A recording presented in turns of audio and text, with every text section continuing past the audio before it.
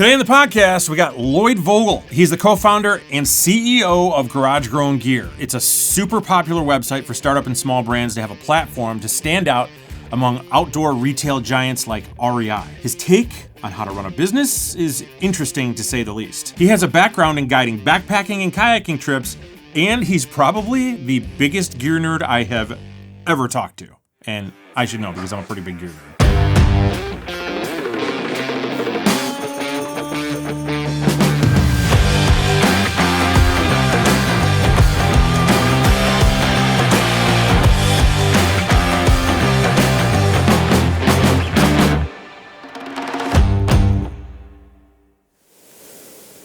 Lloyd, thanks for being here. Garage Grown Gear.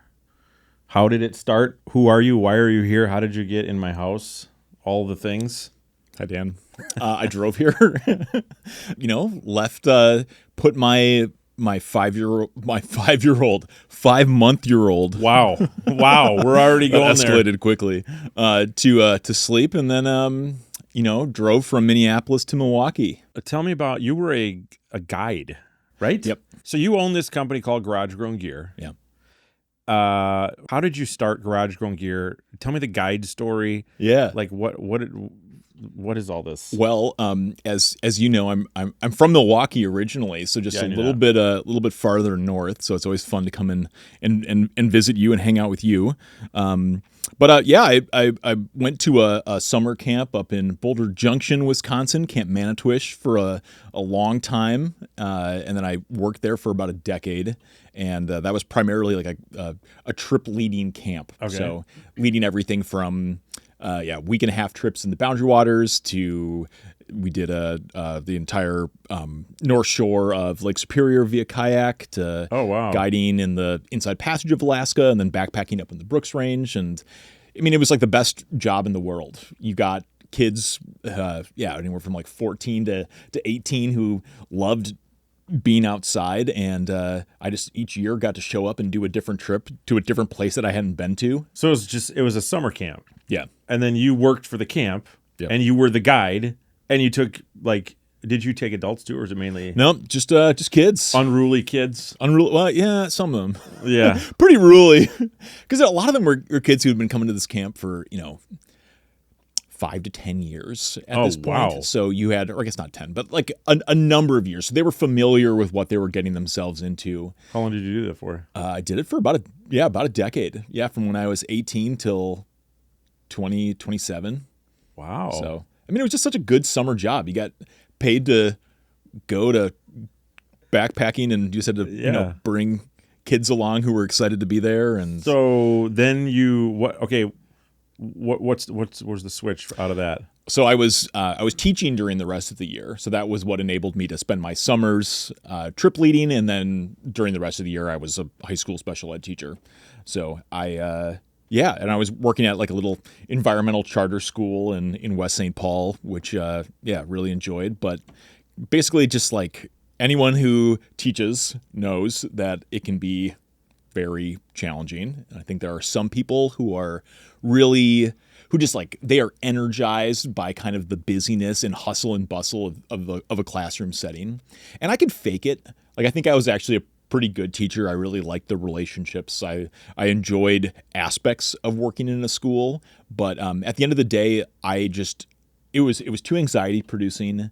There was just not enough stability, too much uncertainty about what one's day would look like. And by the time I had started teaching, I had already been working as a paraprofessional for a number of years, and I think I was kind of burnt out on teaching. Like, honestly, by the time I started. Really? So, oh man, that's not good. No, it wasn't. And I had like just gotten my master's degree in education, and was like, I mean, making a career pivot, I think is hard at any point. But I kind of found myself in my mid-20s being like, I don't think this thing that I thought I was going to do is going to be the thing that I want to do long term. Okay. And that had me kind of just staring around and thinking about what else I could do. And I ultimately always really loved gear.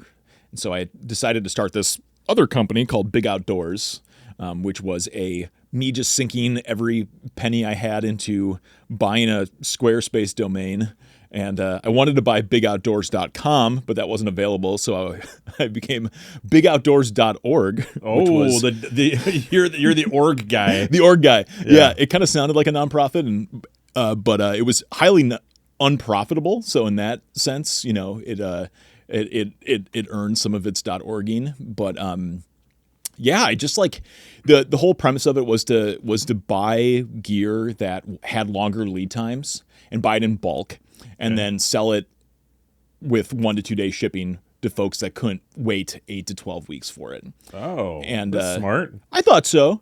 Yeah. How did you think of this? You were just like, people's shipping sucks. I'm gonna fix everybody else's problem. Well, that was basically. Did you buy something and it didn't show up for like 6 months? And you were like, I wish I had some kind of like formative story there to tell, but no, I just I started looking around at the small brands. Have kind of always been interesting to me, and then I like heard about kind of the more of the cottage side of the industry and just got really interested in it. And then it just happened that all of those brands kind of just already had long lead times.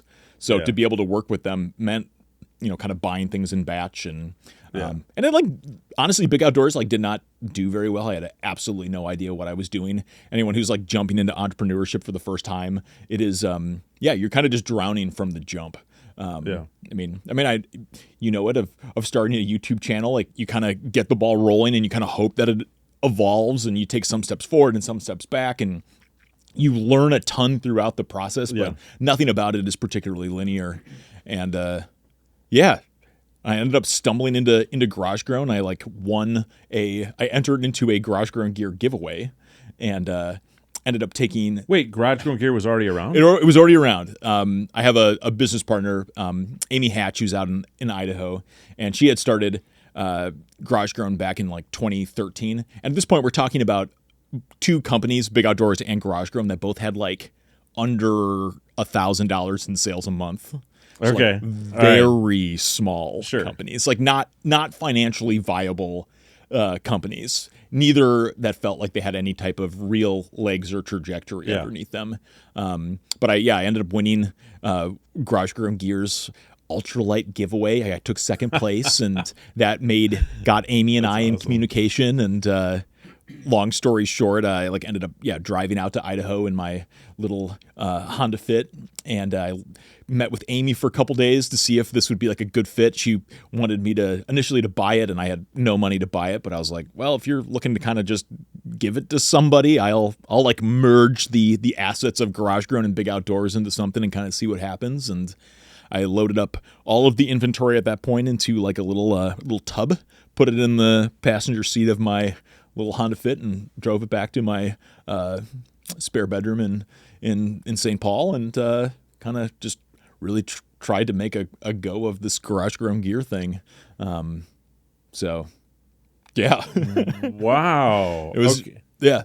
So then what happened? Well, it moved from my spare bedroom to, we got a 900 square foot house. So you were selling stuff? Some. Because of the combined effort of the two of you guys? So when the companies merged, Amy kind of boogied out for a while. She thinks she had done the kind of the startup life for a couple of years and was kind of ready to not be in that.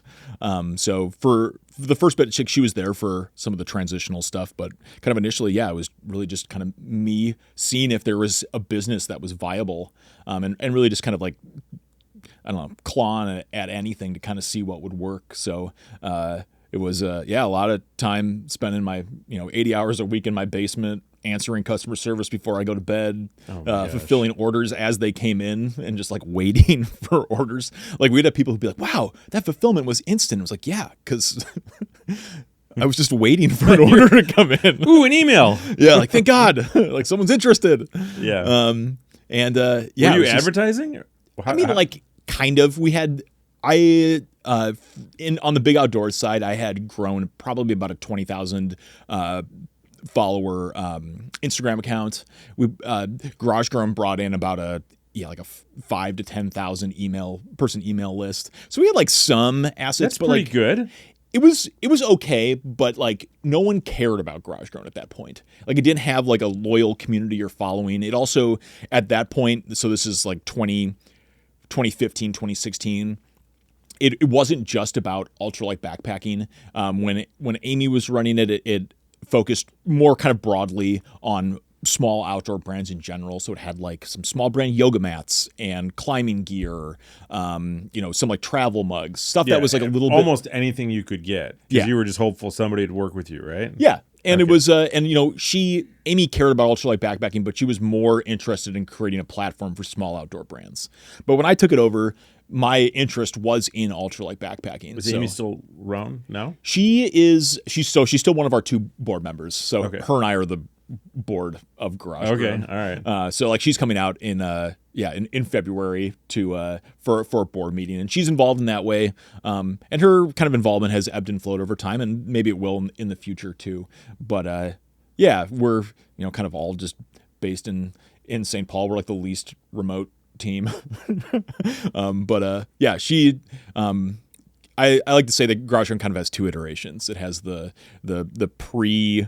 Like Amy got things up and running and going, created something, got the Garage Grown gear name out there, and then kind of iteration 2 of Garage Grown was moving it to St. Paul, kind of really diving into the cottage ultralight niche, the areas that I was passionate about. And that's kind of like the modern iteration I think that most people know of, is kind of this like, post 2016 iteration of Garage Grown. So I think when I tell people like, oh yeah, Garage Grown's been around since 2013, they're like, really?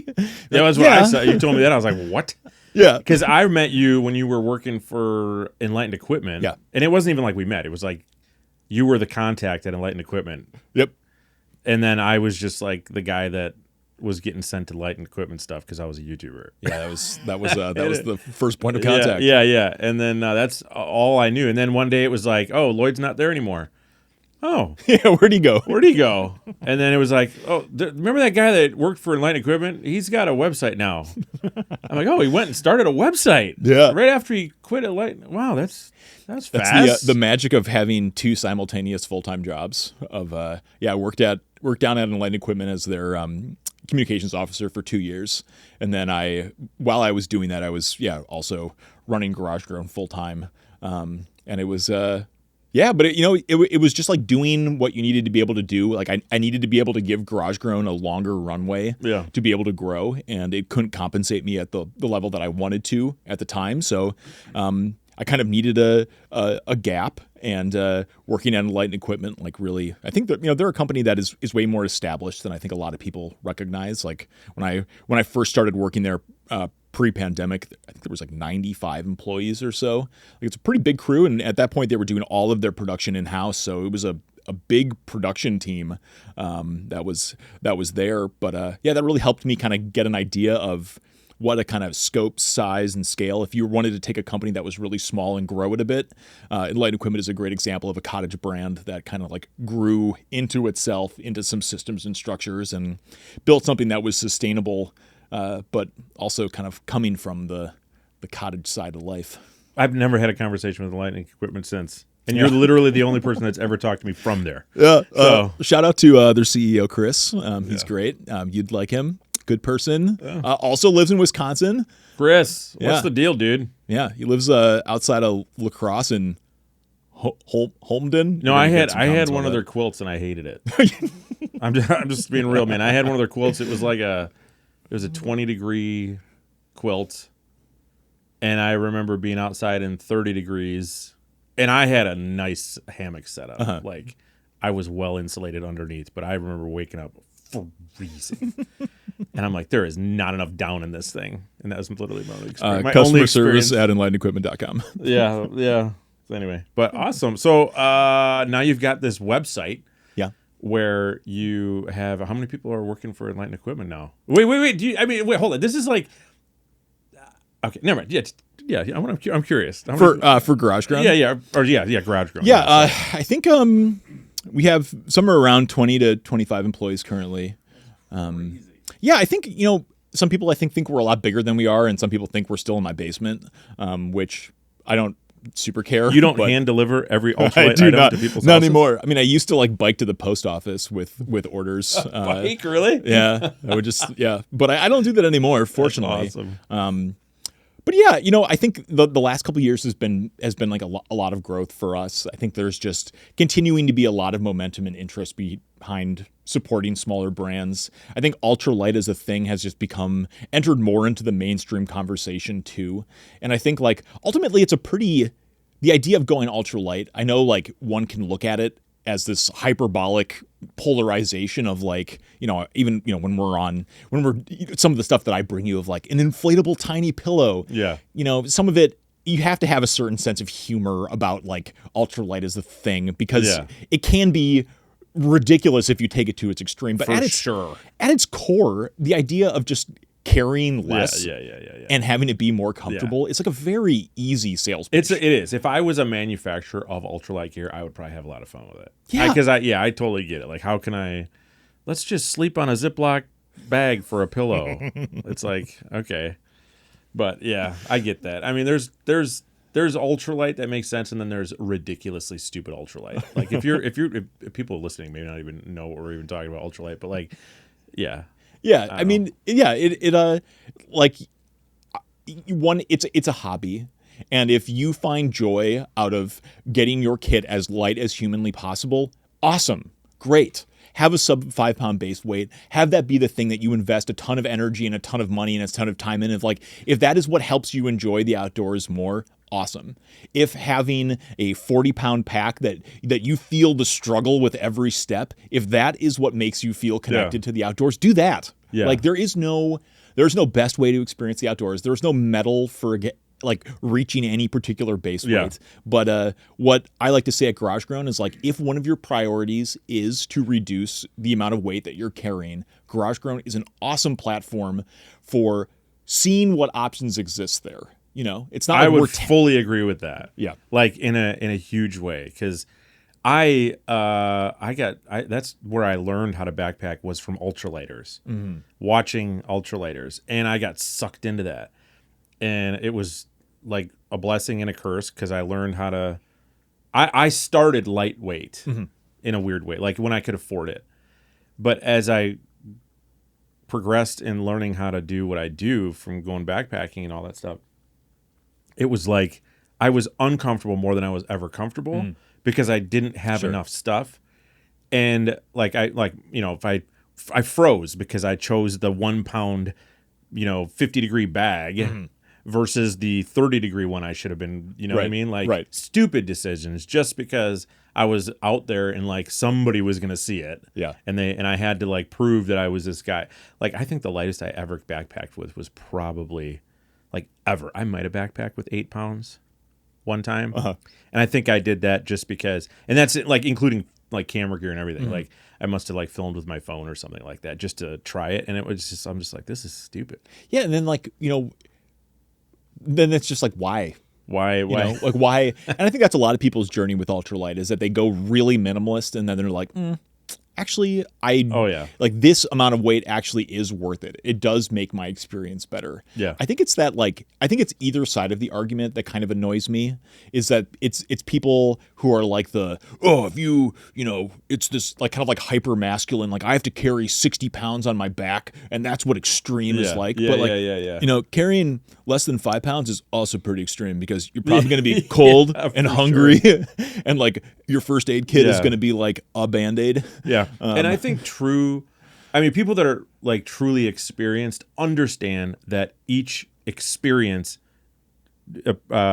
is what you're going to choose your gear for. Yeah. Yeah. So like, I remember being out one time and I was very comfortable in what we had. And it was actually like kind of a summer-ish, probably late fall, still pretty warm out. And I passed this guy who was just struggling carrying his I saw him from a kind of a distance and I realized he was a bushcrafter. But he had like, I don't know, he probably had 6 or 7 different knives on him and like everything you can imagine. And we just went right past him. And I just remember thinking to myself, Okay, yeah, I get Yeah, it. that's I a get different experience that That's guy's totally having. different experience. And he's probably, when he stops, he's probably having the time of his life. Totally. Yeah. He's able to use all his cool stuff, and He's got a cast iron, totally. And more power to you. Like, who am I to say that you shouldn't do that? Totally. I'm just going to tell you what I do and why I do it, and if you like it, do it. Yeah, right? the use case matters. Oh, for like if sure. I'm going backpacking with a couple of friends and we're just going in a couple of miles, like who cares if I'm bringing the most ultralight stuff? Like I do want to be comfortable, Yeah. and that for me is like how can I go the lightest and still be comfortable? And if I'm going with my wife or friends, it's different than if I'm going by myself. Yeah, like when I thru hiked the SHT a couple of years ago, like I brought nothing because I just got into camp and went to bed and then woke up in the morning and hiked more. Yeah. But like when I was leading trips, I had like a 60, 70 pound pack because, it was 14 days in between resupplies, which is a huge amount of food to be able to carry. And you're dealing with kids. So you are carrying a disproportionate amount of the like group gear. What? 14 days? Are you serious? Yeah. That was our longest in between supply was Holy cow. 14 days. I think on average was I probably don't know like if I 10 can go to 12. 14 minutes. Yeah. Like, where's McDonald's? Somebody. Need it. Yeah, I don't know if they DoorDash to the Brooks Range. I did have a pizza delivered one time to my backpacking campsite. Well done. In Wisconsin, you could do that. 'Cause Were they it's like- confused? They were just like, yeah, because it was like on this dirt road, and it was like we gave them coordinates and we talked them into it. It was just like probably 5 years ago, and they were like, okay, and I'm on the phone and like I'm like, tell your delivery driver we could see their headlights, and they drove up. It was awesome. That is great. I love that. Yeah, that's extreme ultralight right there. That's I don't need to bring food because I just have it delivered to me. It was so fun. But I'm like, to me, this is fun. I mean, in Wisconsin, it's like you can, Wisconsin, like there's a road every mile. Yeah. And then there's also a bar on that road every mile. And there's also usually a really good burger at the bar on that road every mile. So like, people have come to me to backpack who's like live in the mountains, and they're like, what is happening right now? Are you like, wait, why don't you have any food tonight? Because we're gonna walk to the bar, dude. Yeah, we're gonna get a burger. This is the exchange for like a remote wilderness. Yeah, you get like amenities. It's like, wait, you carried in your firewood? Yeah, it's like a quarter of a mile away, dude. We're fine. Yeah, it's awesome. Well, that's crazy. So like now that you have been running Garage Grown Gear, you're not doing it as often? You're sort of like you were telling me earlier before we started that you're only doing it like. You're just, this is your retirement plan in a way, kind of, maybe? I don't know. I mean, I hope it's the last job I ever have to do, at least. I think, I think within the last couple of years, it's materialized from something that felt very hypothetical of like a very volatile small business of like, I don't know if this is going to be able to sink or swim. And I think within the last year or two, it's been on solid footing. I think we've shown that there's space and interest in this market, that there is a community that is here, and that we can have a voice and a leverage point within this community to talk loudly about small brands. I think for a long time there was question in my head of, is the reason why we don't have a lot of competitors in these working with these small brands because there just isn't profit in it? Like, is the reason why this model hasn't been adapted is because it just actually cannot scale? And I think we found that while that is a big reason why the REIs, backcountries of the world do not carry a lot of small brands, is because the profitability is tough, that there is a route for a viable business that can be created that still does center itself on small brands. Do you feel like the big brand or the big box stores miss an opportunity? I feel because like if I'm a big box guy, I'm an executive in an office, and all I'm thinking about is profits at the end of the day. Like, I gotta appease the people and like the stockholders or whatever. Mm-hmm. And I can't have, Joe Bidet Cup or whatever, a bidet cup. What's a bidet cup? I don't know. I just made that up. But if you're selling a bidet cup, that sounds disgusting. Don't do it. What? But like, you know what I mean? Like if I'm selling a plastic pillow or a spoon, mm-hmm. There's not much profit there. But I got to imagine that you've capitalized on the masses of people that are in their garages, essentially, right? Yeah. Not really, but many of them are. Not, yeah. of the idea, basements. and there's just this, oh my gosh, yes, somebody finally gave me the platform. It's probably like my channel in a way. Like I've built a vehicle for a voice, right? And so that's why I get all the gear requests to come for me to just say something about gear. Like just mention, Dan, please just mention my gear. Yeah. So then there's something to tell the world that I exist. Yeah. Is that what you feel Very like? much. Okay. I mean, I think that's like, I like to joke that I think Garage Grown is just a large ambassador for our brands. We just happen to sell it. You know, like if you had an e-commerce store that was behind Dan Becker, you know, I feel like we should go into business together. Lloyd. Yeah. What we do is, you know, proselytize a bunch of small brands that we really love, and we sell their stuff. Like we joke about this, but like we're not an unbiased platform. We're a highly biased platform. We only sell stuff that we like and we think is good and we think has a particular use case.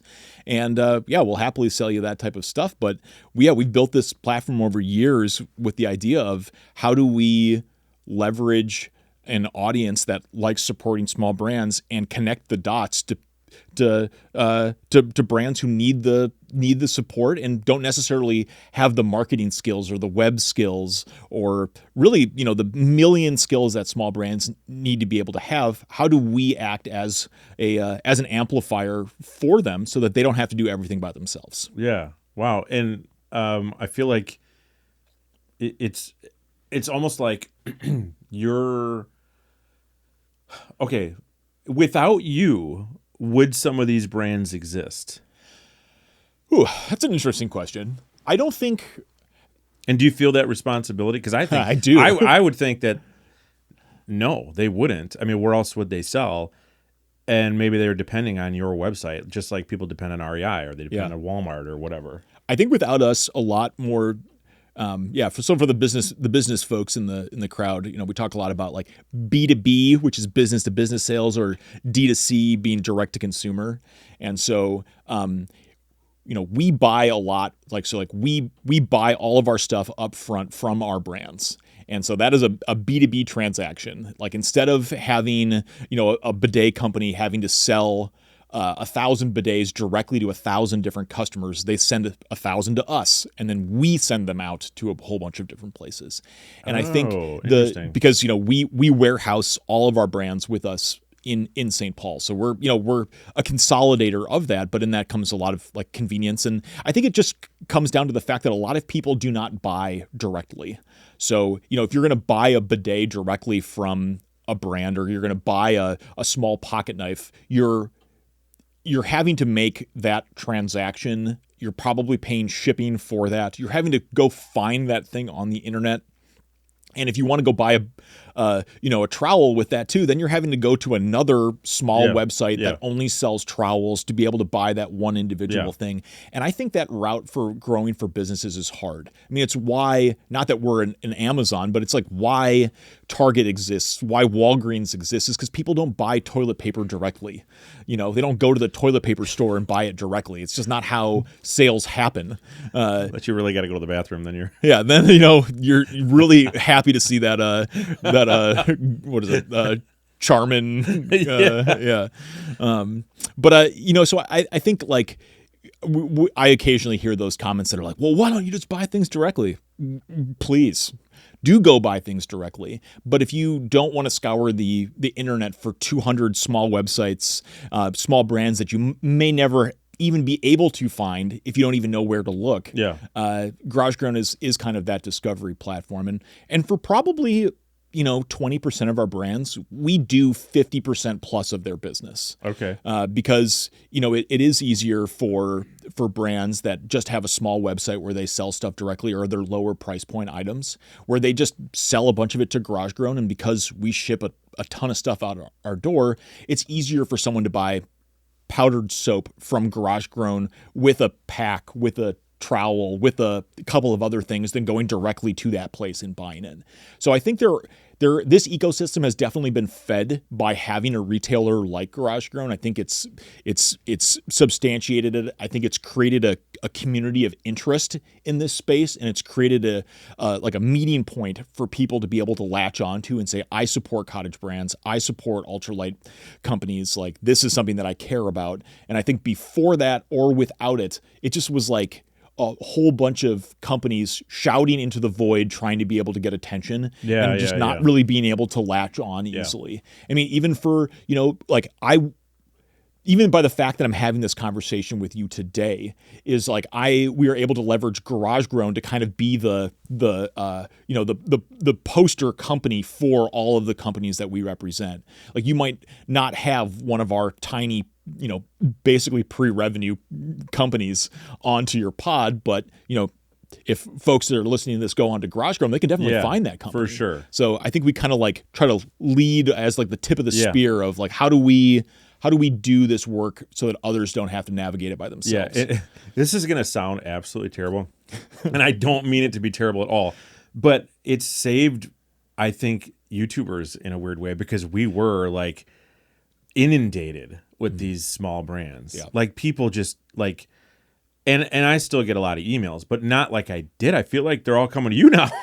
Like, could you please show off my whatever? I'm going to send you this. And you're just like, bro, I got nothing for you, man. I can't like, how you really expect, like, people don't know what it takes to make of a single video right now. Like, I have Emmett sitting on the other side of this wall over here organizing footage from our last 3 videos. Totally. Like, it's a lot of work, and for you to be around, so thank you. No, I mean, I think that is the thing, is like, we try to make it easier to work with. And like, are you gonna, I mean, in terms of when we work with brands and we're, bring them onto our platform, one of the things we say is like, we have relationships with the media in this space. Like, I have relationships with you, with Miranda Goes Outside, My Life Outdoors, Justin Outdoors, Backpacking Light, like a lot of these spaces, because we are of the community. Like, we met for the first time at PCT Days in a circle with Darwin and Miranda, and I think everyone there was like, okay, who those 3 celebrities, and who's that dude? I remember that I was like, Lloyd, honestly, I haven't gotten back to you because you couldn't afford me. I think that's what I told you. And I was what you told me. Yeah, I was just like, I don't think your brands are gonna wanna, but but that's funny. You find I think what a lot of folks don't realize are the relationships that are behind these videos.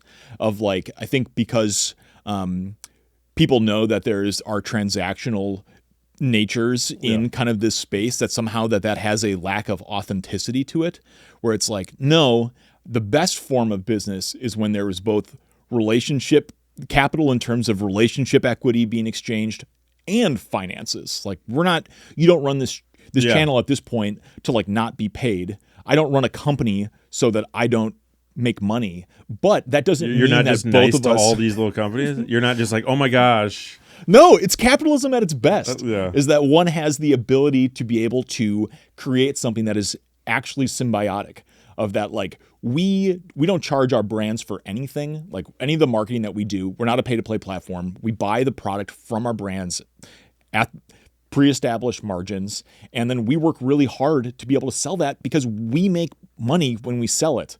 And that is, like, we talk about it so much, of the trifecta of, we have to be doing right by ourselves, we have to be doing right by our customers, and we have to be doing right by our brands. And if we can't do right by those 3 groups, and we have to exploit one in favor of the others, then we don't deserve to exist as a company. Like, if we have to exploit our brands and really like screw over our small companies to be able to make a profit for ourselves or to benefit our customers, like, I want nothing to do with that. Yeah. And similarly, if we as a company, if my staff, if myself at this point have to martyr ourselves to be able to support small brands, like, I'm also not into that. Like, I'm not into exploiting my staff to be able to support small brands. Like, it has to be able to work for, and if you don't, and you see plenty of companies that do it, but if you have to exploit someone to be able to run a good business, you're not running a good business. Yeah, and that's a good point. I think even in my world, like, when people send me stuff, I think the expectation, gosh, it's like there's somebody that's going to like it, right? Somebody will like every product that's on your website. there's a person out there that will like it, but there's a lot of people that won't like it, right? And for me, it's a different world because I have to put something on a channel, on a video that ultimately, whether I like it or not, is going to make a good video. I have to. Yeah. I can like if I'm going to tell you what I like, that's different because I'm telling you from they're watching the channel because of me, so they want to know what I like. But I'm not just going to tell you about something that because somebody else is going to. So that's where you come in. Yeah. And I'm glad you're here for that because you have given people a platform. And I think what I've noticed too about the outdoor industry in general is that like the big brand stores like REI or some of the other ones or whatever, REI probably the most notably, they have to sell products that, like Mike Glavin said in a podcast that I was on, that aren't weird. Yeah. Right? It has to be something they have a more general audience. They have a very general audience. And but you have stepped into a place where there was a need and a problem, right? And you met both. We sell some weird stuff. But you do sell a lot of freaking weird stuff, man. I think we got a box of stuff that you brought. We're about to make. I've got a warehouse full of weird stuff. Yeah, video on. I think, and I'm really curious what's in the box because what you brought me last time was a lot of weird stuff, man. I'll tell you. But you know what's funny is that like when we talk about that stuff on the video, like there's some guys that are like, I have that pillow. It's the best. It's amazing. And Dan doesn't know what he's talking about. What a moron. And that's great. That's why it's on the channel. Totally. Because somebody is going to finally see it and love it and whatever, and it makes a good video. Because if it doesn't make a good video, YouTube doesn't push it into the world of algorithm and people seeing it. If it's not a good video, people aren't going to watch it. Totally, unfortunately. So I have to make a good video. And if you don't make a good video, no one sees the products, and then the video doesn't have any impact. Right. Like it's like the yeah. And like that is like a thing of, we talk all the time about how the products that we sell on GarageGround are not suited for everyone. But the idea being that they have a use case that they're very good at. So like, you know, ultralight, silly, inflatable $2 pillow. That is the cheapest, lightest pillow you can find. That is what it is awesome at. Is it the best pillow? Absolutely not. No, it's like, not. It's the stupidest pillow I've ever seen in my life. But for what it is trying to be, it does a good job at that. Yeah. And I think that is a lens, like when we are evaluating new brands, you can have the best brand story, you can be the coolest person in the world, but if your product sucks and no one wants it, we're a no-go. Yeah. Because some of the, you know, just as much as you get inundated with brands that are like, hey, can I send you X, Y, and Z? We get some of like the weirdest stuff is stuff that never hits the light of day because we're like, there is no market for this. And we get some weird samples that just show up. What? Give me an example. Like we had an inflatable vest that showed up that had like a. I have an inflatable vest. I think I've got it over there. I probably got sample. Like this is probably like 5 years ago. Yeah, I think it's probably the same one. Oh, and it has like a little like PFD inflator thing that you blow into, and then you just like puff up like it's warm. But am I gonna bring that? No chance. And that's awesome. Or like I don't know, everything from that to like portable showers to like little like portable privies that you can set up around yourself to. Oh, dude. I don't know. Like I could have used that at a couple campgrounds. And you know, it's not that I was up on a pinnacle. People were looking at me, man. Anyway, sorry, go ahead. No, but that's like what to your point previously of like there are someone's going to use that, but is it enough for us to be able, like, is this brand small because it has a cool product that no one that like just hasn't had the reach, or is this brand small because their product is kind of weird and no one actually wants it? Yeah. And to some extent, going back to that idea of responsibility, like I do feel that responsibility when we tell brands, or when we tell brands like yes versus no, like when we tell brands no, it's sometimes it sucks because it's not personal. I just don't see that product working on our platform, and you know, first and foremost, our obligation is to curate good products for our GarageGround Gear audience, and we've had some products that like you're not just going to hit it 100% of the time. Like part of the thing about working with small brands is you're often working with brands that haven't had like an R&D process for 3 years. Yeah. So occasionally, like we've had a pack that like just has a weak point that fails, and so we've had to like reach back out and pull a couple of those packs back and resend people packs that don't have that particular issue, or we have a product that has a fail point that we don't discover until 6 months into it. And so that is like one of the, it's a very small risk with small brands, but yeah, I mean, small brands are a constant evolution, but that is something that like, is a thing. Do you find some small brands are more difficult to work with? Yeah.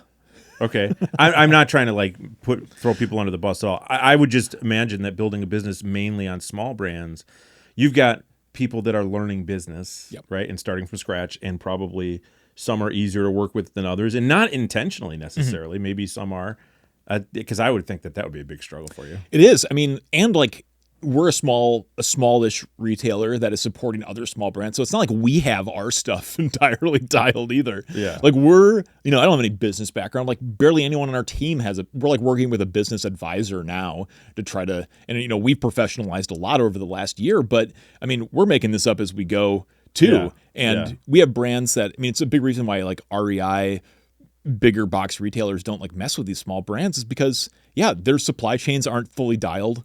If DCF is in X, Y, and Z color is out, we might just like get something in a different fabric or a different color, and we might not know until it arrives, or one of our brand founders has a baby or gets sick, and so that shipment that we were expecting just like doesn't arrive until a week later. We accidentally sent a dirty diaper. I don't know how that got in the box. Or we've had a brand just be like, I really don't have the time to be able to make you guys packs. It'll be like 3 months, and it's like, okay. Neat. Wow. And that stuff happens all the time. Like delays, fabric issues. And like to us, we want to be there as much as we can to be able to be a supportive partner in that. But, we have brands that are, they have a sweet product, but they can't afford to even do their fabric run. Like they can't afford to buy the fabric for us. So we've, it's not our favorite thing to do, but we'll frequently be like, all right, well, you need $5,000 worth of fabric up front. We'll spot you. Like as long as that's going into making our order, we'll pay for our order a month in advance or 2 months in advance.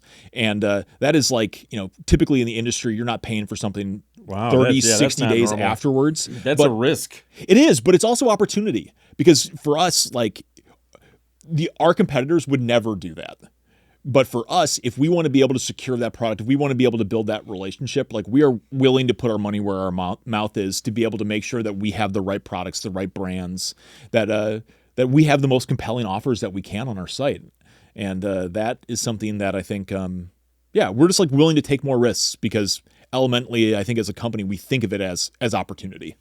Wow. So do you worry about becoming, because everybody sees you as the small brand. Mm-hmm. Are you worried about becoming the big brand in the small world? That's a good question. Because I feel like that would eventually happen. Yeah. I mean, I think that's kind of happened with REI to some extent over the last couple of years. Yeah, of course. I mean, any brand starts out small, right? At some point. There's grassroots to all of them. I mean, and even like some of the bigger players in the space, like, the Hyperlights and Z-Packs and Enlightened Equipments were all like the really cool up and coming brands. And, now they've kind of transcended into more of these legacy statuses where people still love them, but they're not like the new cool thing anymore. Right. And I think for us, like we are so niche that I don't know what the cap is on an idea like Garage Grown. Yeah. We're never going to be $1 billion. Do you have a company. competitor yet? Not really. Emmett, we're going to start a competitor website. Good luck. Yeah, that's right. And I think that's part of it. He's been taking notes this whole time. Yeah. Oh, that's funny. To some extent, if there were more retailers in the space, that would be exciting for small brands because there'd be more opportunity. Yeah. But I think at this particular I'm going to undercut point, all your prices. That's good what luck, I'm gonna do. man. That's not going to be profitable. You're going to give up on that quick. I mean, like if people, they'd have to start working with even smaller brands than we do, which honestly is not really even feasible. And I think for a lot of our brands, I don't necessarily know why they would deviate inventory from us to a smaller, less impactful platform. Like if by funneling inventory into Garage Grown, they get access to a pretty big promotional platform that's doing good work for them. For them to be able to take inventory that's geared towards us and shift that to someone else they would have to have a real reason to do that. And I think most of our brands just don't have that reason. Like we don't really part ways with brands frequently. Like, I think over the last couple of years, we've maybe parted ways with a half dozen different brands, and mostly it's because they just can't supply us with inventory. Sure. Because their own sales have grown too much, or they're trying to figure out how to be able to scale as a company. So ultralight backpacking's our thing. We're not going to start getting into like water sports or skiing or mountain biking or X, Y, and Z, all these other spaces. So I think for us, it's just this notion of we don't have to be an REI. This problem must exist in other niches, right? Like it's got, like there's got to be a cottage gear water sports niche, right? Somewhere. To some extent, there are like smaller cottage industries in other spaces, but as far as I know, backpacking's is like the most robust of so wild to me. I mean, even like bike packing has kind of its own little adjacent thing, but it doesn't have a Garage Grown Gear in that space that's kind of consolidating and advocating for it. And thinking about other disciplines of like there aren't like cottage shoes really. Yeah. Backpacking is the only niche that I can think ultralight backpacking is the only niche that I can think of where people try to invent more things to take less. Yeah. That's funny. Like I'm going to invent as many little things as I possibly can so that you'll take less. But you're going to bring them all. That is a trap. World. I think people find themselves at times being like, okay, so I got rid of X, Y, and Z things, but I just added like 30 small things to replace these 5 things. Yeah. Like, did I actually save weight? Oh yeah, but I mean, there's I just feel like somebody out there has probably got this business idea that just birthed right now because they live in this this basket weaving niche that they're going to invent their own needle. Right? Is there needles in basket weaving? You're weaving. Sorry. There's no needles that I'm aware of. But you know what I mean? Like somebody's thinking of something, or here's a good question. There's probably people that are listening that are like, well, dude, I've had this product for ever, this idea and all these things. I've got a box of like 1,000 of them sitting here that I've been trying to sell. Yeah. What is the process to work with you? And then like, does it go through like 10 people before are you guys out on the people that are trying this stuff out first? Or is it just like or is it, honestly, from a business point, is it just like is it going to sell or is it not going to sell? All of the above. So we have a 3-person product review team, all folks that look at gear professionally and who look at it's our head of operations, our senior buyer, and our marketing manager, who and myself. I'm involved in kind of bringing brands in and kind of ultimately being like the strong yes or no. For everything that we have, it starts with a sample. If we can't look, touch, feel it, give it a little bit of a run through the ringer. Sometimes for products, it's as much as just being able to look at it and being like, all right, I've seen enough stuff sacks that if the sewing is good, and the fabric is the fabric. Yeah. Or when we have backpacking meals that come our way, we'll frequently put them out in the staff lounge and have people be able to like try it during lunch and say if they like it or not. So it kind of depends. For some products, do you have a lot of cottage backpacking meal companies?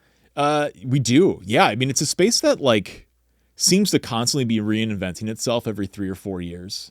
Like it's in terms of I think it's the hardest part of the backpacking space to be profitable in. It's heavy, low margin, low cost products. So we've seen like the Food for the Souls, Bushka's Kitchen, Fernway, 3 brands that were really big on our platform, all gone within the last couple of years. We've had brands like Poe & Co. and Bowl and Kettle just come in. Pinnacle Meals just kind of come into the space within the last couple of years. I've only heard of Pinnacle. Yeah, Pinnacle's been crushing it, but it is. But we've also seen the price points on those meals creep up from even a couple of years ago. Yeah. An expensive meal would be $12, and an expensive meal now is $18 1850. I remember the day I got a Pinnacle meal. I don't know that they had been known at all. Like, I don't know if anybody knew about them.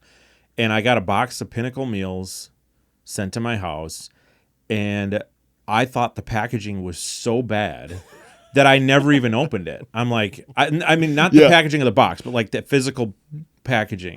I'm like, and I thought the name itself was terrible, like Pinnacle Foods. I thought it was like a grocery store. So I'm like, see that. what is this? And I just literally let it just sit on a shelf for months. And then I don't remember how it happened, but one day I just was like, maybe I was with some buddies and I was like, and they didn't want to buy their own food. I'm like, well, I got this crap sitting on a shelf. You could try some. Like, that was my thought, like, really. And I must have tried it, or we tried it, and I was just like, this is going to be terrible. And I took a bite, and I was like, wow. Yeah. This is really good. So They're our best-selling food brand. So I Instagrammed them, and I was like, if you guys send me just send me this stuff, I promise you this will sell like crazy. How cool is that? As like, I know you and I both get inundated with a lot of requests from brands, but how cool is it that someone who is like yourself, who is one of the most preeminent, influencers, content creators in the backpacking space, will just like slide into a small brand's DM and be like, "This is cool." Oh yeah, like, I do that. How cool is that? I'm not. I don't enjoy it though, because sometimes I enjoy it, because sometimes it goes the opposite direction. Like, it could just go, like, it can tailspin into something that the expectation in reality is totally different. And that's because these small brands, I mean, similarly to not knowing, like, they don't know how to deal with you. They don't know who and what you are, or how to work with you, or like what that looks like, or, I think I mean those guys, like, we work with brands that, when they started working with us, like, didn't have a logo, weren't even like an LLC. Yeah. And, like, we were like, yeah, let's start working together. And they're like, okay, yeah, but I need to like register with the Secretary of State, or, whatever you got to do. And I think that is like, and they definitely don't know how to, approach someone with 500,000 subscribers on YouTube and like, be like, And I'm fine with that. And I'm not opposed to that at all. I actually love when something comes to me, and it like the great example this year was or last year was the Rova chair. The carbon fiber chair, which is not a chair that I'm going to take backpacking, but that video that's an example of, I took a chance because I thought, in my mind, it wasn't, oh, let me help out a brand. Nobody's thinking that. There isn't I guarantee you there's not a YouTuber that's thinking that. Oh, I would just love to help you as a brand because that's why I exist. No, that's not why you exist. You're out to make a good video. Yeah. And so I was like, well, it's a byproduct. Yeah, it was like, oh my gosh, I think this could make a really good video, because they wanted to fly out, and it worked. Yeah. And I don't know I haven't talked to them since, so I have no idea what their sales are. I don't even know if they still exist or anything. Like, I know, zero. But sometimes it works and sometimes it doesn't. Sometimes I'll say to a brand, yeah, man, send whatever you want, and then they send me it, and I'm just like, I can't put this on the channel. This is, but like, if I put this on the channel, they will tank, because that's how bad this is. Because you have, I mean, to some extent, like, you have an obligation to your community. I mean, like, you can do whatever you want to do. You, like, that is within your realm to, if you started wanting to start a cooking channel and turn your channel into that, you could. But I mean, just as we have some sense of obligation to our customers and our community, so do you to your audience. And so, like, if you start creating content that isn't interesting, or that you don't think is, like, that's also not going to be beneficial to the brands themselves. Yeah. Like, you kind of have to disseminate what is good for your channel and what is bad. Yeah. And your audience, like, trusts and relies on you to do that. Yeah. I mean, similarly, like, if we started letting on a bunch of small brands just because we wanted to feel good about, helping Garage people Grown as a platform, like, no, because then that devalues the rest of the channel and impacts Garage Grown's ability to do actual work. Yeah, I do think the videos that you and I have done so far have been really positive. For a couple things. One, they've been really positive for me because people like the videos, so they are good videos. And then two, whether people like it or not, it is it's a way for the product to be seen by the potential customer, and then for people to give their actual honest feedback in comments. Totally. And it's the cheapest product research that a company could possibly get, Yeah. whether it's good or bad, because you may have an idea that you think is amazing because it works for your specific need, but if you send it out to the masses, people may think it's terrible. Yeah. Or maybe there is something about it that you didn't see Totally. that they now see. Like, I mean, one example would be like the little knife that you brought. I know you guys use them. Dermasafe? Yeah. I mean, I think they're Which terrible. I was told by my staff that we no longer use that knife. Yeah, we that's a haven't for, workers' comp We haven't for nightmare. for over a year. As a former business insurance agent who sold business insurance to businesses for 10 years, that is a workers' comp disaster. But like a knife that doesn't have a safety latch on it, I'm not going to buy it. Like, and maybe the knife guy would see that and go, oh, man, I need to put a lock on this thing. Somebody's going to get hurt. Well, that's what I like about our videos too. Is that I am not trying to convince you that the Dermasafe knife is the best knife, and you're not trying to convince your audience that the Dermasafe is the best knife. It is a presenting of products that I think you would find interesting, and by proxy, your audience would find interesting. And if they love it, cool. If they don't, do not buy it. And don't buy stuff that you don't want. What I've loved too is that people will watch some of the videos and completely disagree with both of us, like, and then buy it. Yeah. Because they saw it and it was a platform for people to see, and I love that because I feel like, I'm not always right. You're not always right. Like, I've been wrong like once, I think, in my whole life. That's impressive. Yeah. So no, but I mean, I think that there's that just having that ability to, I think it also it makes it an interesting video because if it's a video that I'm making on my own, there's always somebody that thinks it's bias, and then sometimes it is bias. Like when I talk about Sawyer water filters, that's always bias because I'm never going to use another filter based on what I know. Now I'm very close to the company, and sorry, it just is. And that's one product that I'm fine with being biased about.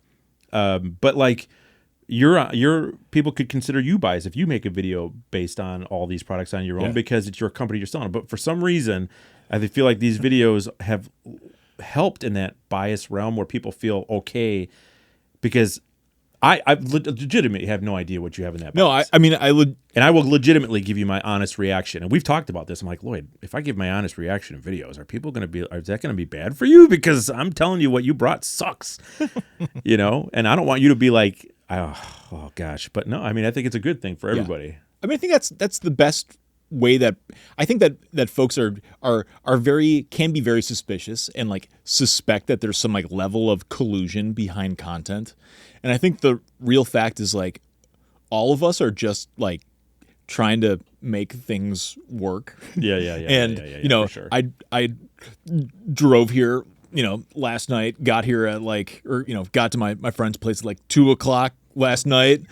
I'm going to drive back to Minneapolis later. Like, there is no golden highway that incentivizes us to do stuff like this. Yeah. Like, other than like, we think this is good content. We think it's going to provide some interesting products, perspectives, and like that, like, there's no deeper but also there's no some massive like kickback where this is all just some front for taking baths and wine every night. It could be though. It could be, but I mean, I would love it to be that. But the reality of if that was the case, we wouldn't be doing this. Because it would have already paid off, and it's just not as insidious, I think, as people are apt to think that like sponsored content is, or collaborative content that I don't know. It's just no. In my business world, any other company at this point, I definitely would have had a sponsored situation at this point. But I feel like if that would have been terrible to have you sponsor the video that we're made, like that would have ruined everything about the video, because nobody would have believed anything that we're saying. Yeah.